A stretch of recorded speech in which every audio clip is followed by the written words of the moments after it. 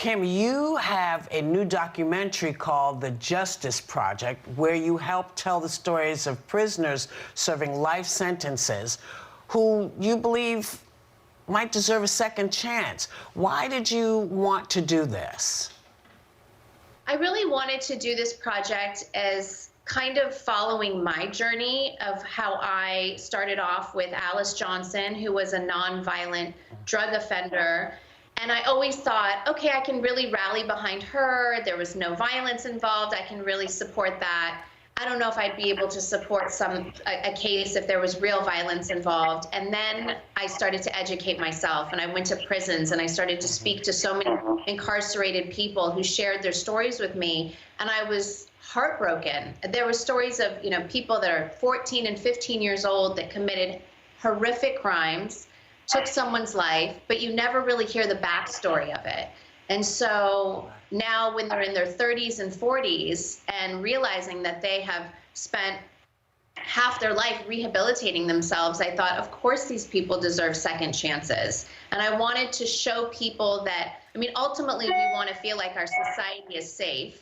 And when we allow people to enter into society, back into society, and I really wanted people to feel and understand that they should have more empathy to people that are incarcerated, because you really don't know their story. You always hear these crime shows about people and the victims, but you never really hear about it from their side. And I wanted to be that voice for them and to let people know, like, there is two sides to every story.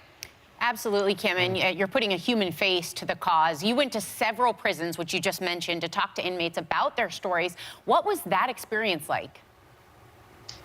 Every experience was really eye-opening for me. I started off in a women's prison at CIW in California. I've been to Lancaster. I've been to, in San Quentin, I've been to death row visiting Kevin Cooper. And so the death row is a little bit different. Even when I went to visit Rodney Reed, he was a few days away from execution. And so he's in a completely different side that are in the death chambers. So every situation is different. And every time I go, it opens up my eyes. And there are so many people that just really do deserve a second chance, even if they might have committed something. You have no idea their backstory.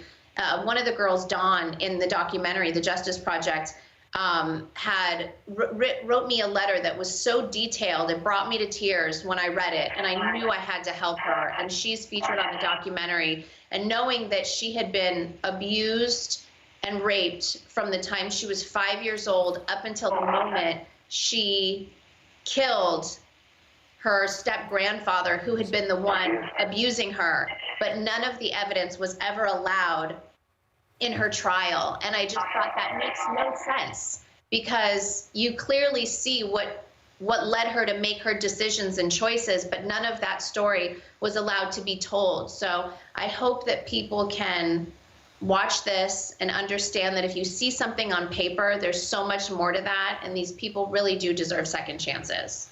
Non-violent prisoners are being released from prisons in several states, including California, due to the spread of COVID-19. What do you think about that?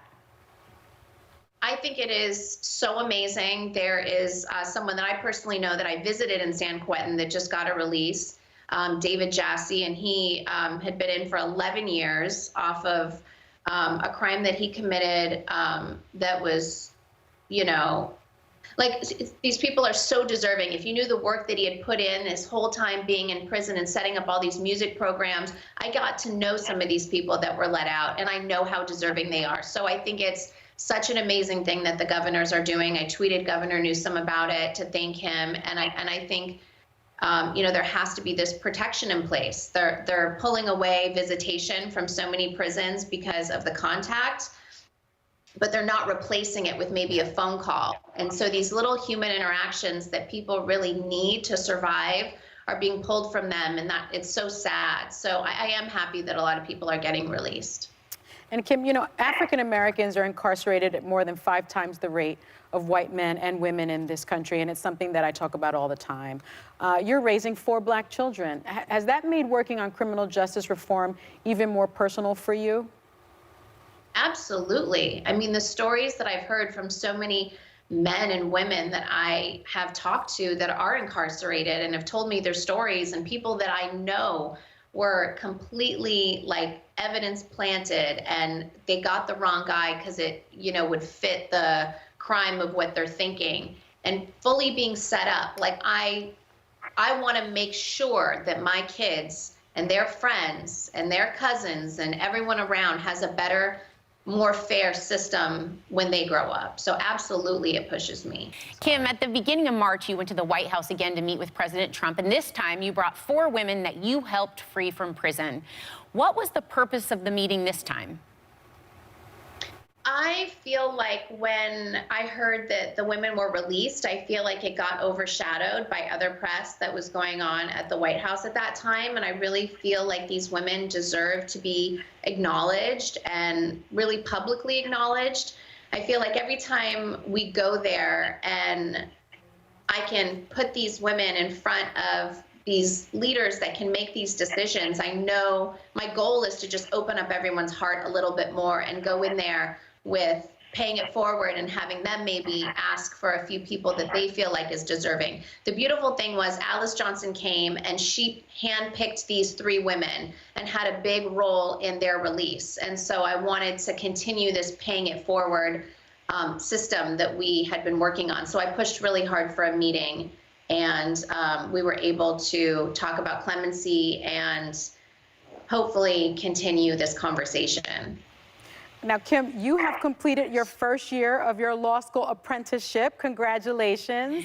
What does that accomplishment mean to you? It really means a lot to me. It's a really personal goal that I have, and I really wanted to challenge myself. I never really loved school, but I never thought I'd ever go back to school, but when you really are passionate about something, it just shows the drive that you can have. And I think that's just important to me to show myself. And also, I love being that example for my kids, knowing that no matter how old you are or when you have a new passion, it's never too late to really take that on. Well, congratulations. Congratulations, Kim. Yes, congratulations to you.